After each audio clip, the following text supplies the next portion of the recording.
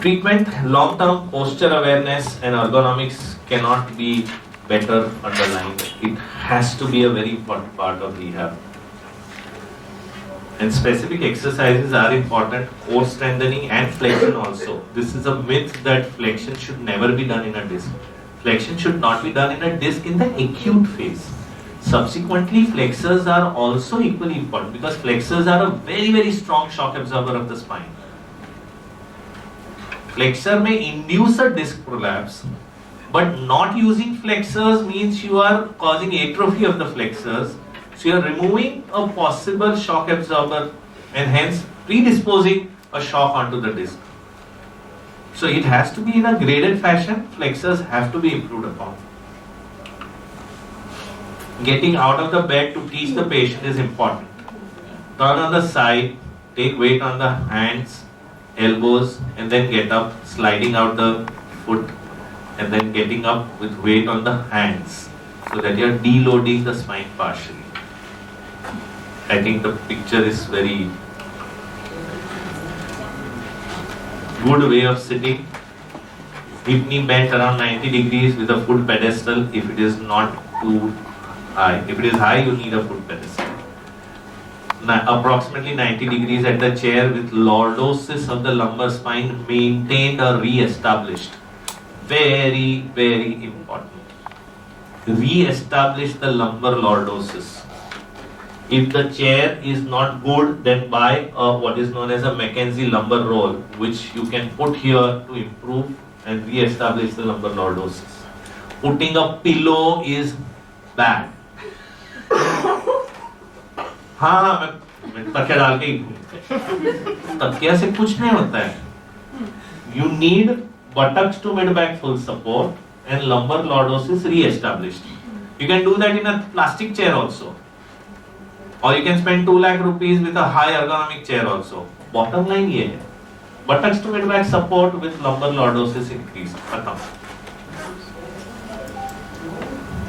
So you can have a plastic sada chair costing $500 and a bed sheet rolled tightly and put here. There you are. Low cost ergonomics. Sorry, someone was. Sitting cross-legged on the chair like this, then. See, boss, all of us are not robots. We are bound to develop certain movements, and we should. So yes, I like to sit cross-legged for a while. No problem. Nothing is no. The idea is to create an awareness. You can't say I will never bend forward. You can't say I'll never slouch. You will need to do all that, and that is part and parcel of our musculoskeletal system. That's why so many muscles are built for us. But developing a discipline about posture is important. So would that be counted as correct posture? No. Yes, it is part of. Sitting cross-legged is not a bad posture, if that's what you're asking. No. But sitting cross-legged like this, away from the chair, and that is a bad posture. Once in a while you do that, when you're bored, that's fine. But to maintain that is bad. So you have a lot of posture correction braces. That I think is, I don't believe in them because you're not allowing your muscles to do it. You are just holding them. The muscles are not functioning, no? The moment you leave them, so those muscles which are supposed to contract are now saying, ठीक है बाहर वाला काम कर रहा है मैं क्यों करूँ? So it is harmful. I don't think they are very. Yes, I will not recommend them. General advices of postures. That is the right way of sitting. That is the right way of pushing cars. That is the right way of washing face. जिसका घड़ी घड़ी गाड़ी बिगड़ता है वो ये ध्यान रखो.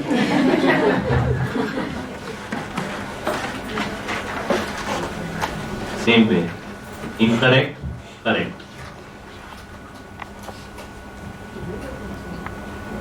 This is the slouch I was talking about. Avoid this. Again, showering this way is better than this way. Sitting this way, this way. Postures. Better, not good.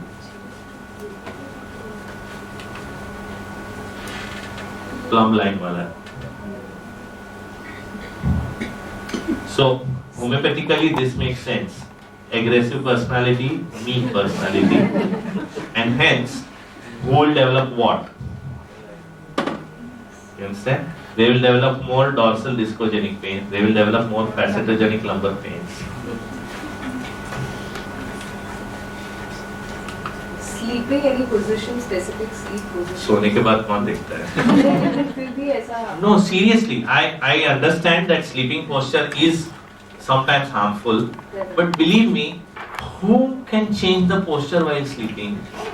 Okay, जाते समय मैंने एक तकिया लिया, फिर बाद में धड़ाम धुड़म उधर किधर चला गया, तुम क्या नींद में उठ के बोलोगे I have known people who have been told सोते समय ध्यान रखना, they have not really slept for ages because they are always stressed. भैया सीधा तो होगा कि नहीं? So, ऐसा नहीं चलता है. So the reason because is most of the patients come कि सुबह को उठ के मुझे ये दर्द हुआ.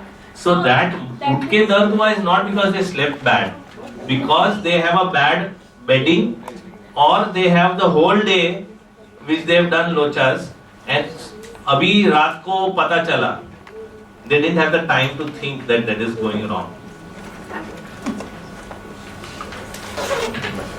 Again, posture causing mechanical changes.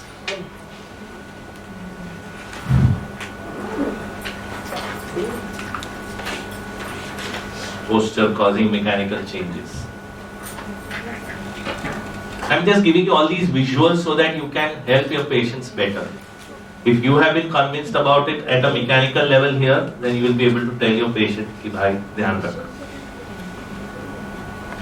This is a very easy thing to remember. If you have poor postures and poor muscles, the tent will crumble. But the tent to remain, your tautness of the muscles is important.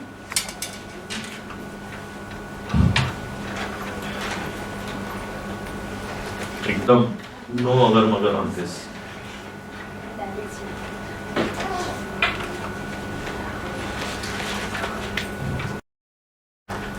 Some long-term studies have shown that at the end of 5 years, all discs behave the same, whatever you have done. The problem is during those 5 years.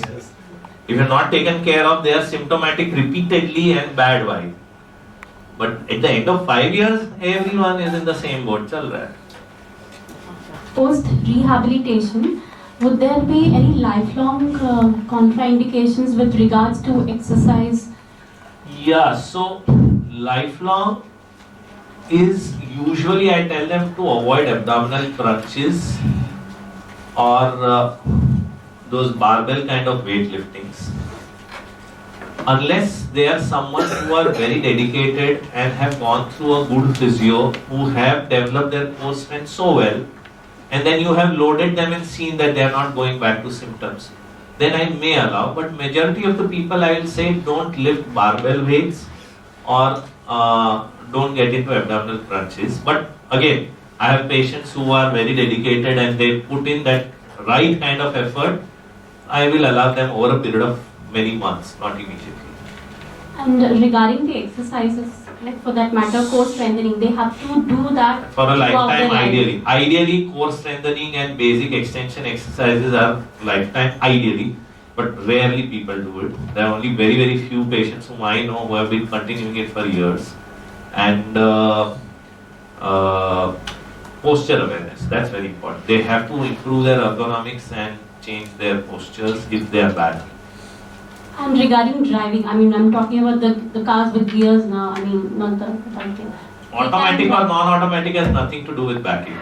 So, driving they can start from. Driving, I tell them to avoid because of the Mumbai traffic for the first 6 weeks, and it's a very minor disc. And in larger discs, I even tell them 3 months plus.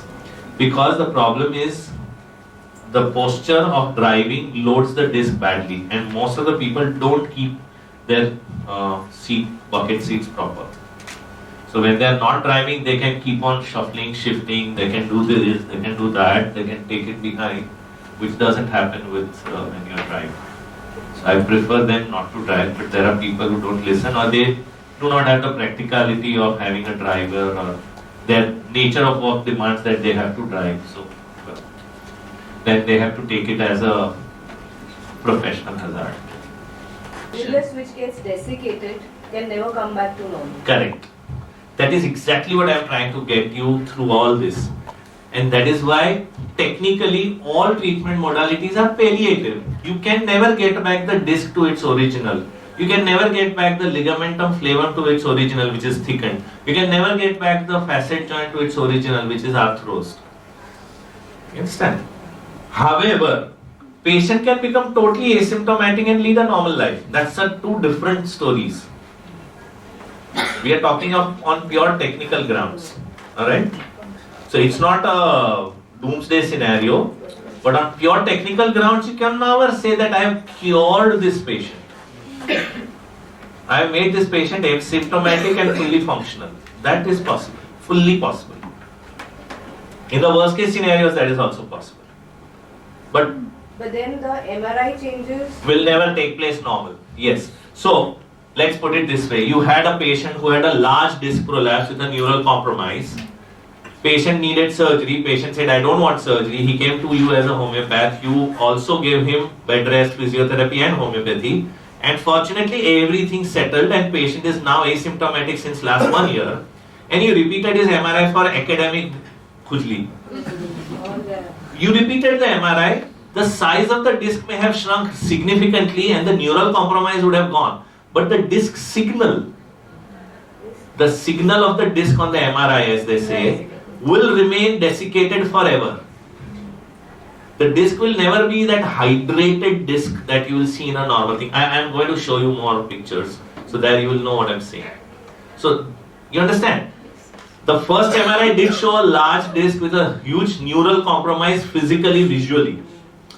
Patient became asymptomatic, science-wise also is now doing everything. You repeated the MRI. MRI has shown a shrinkage of the disc and the neural compromise gone, but that disc desiccation remains and that bulge remains. It will never show a concave disc like that.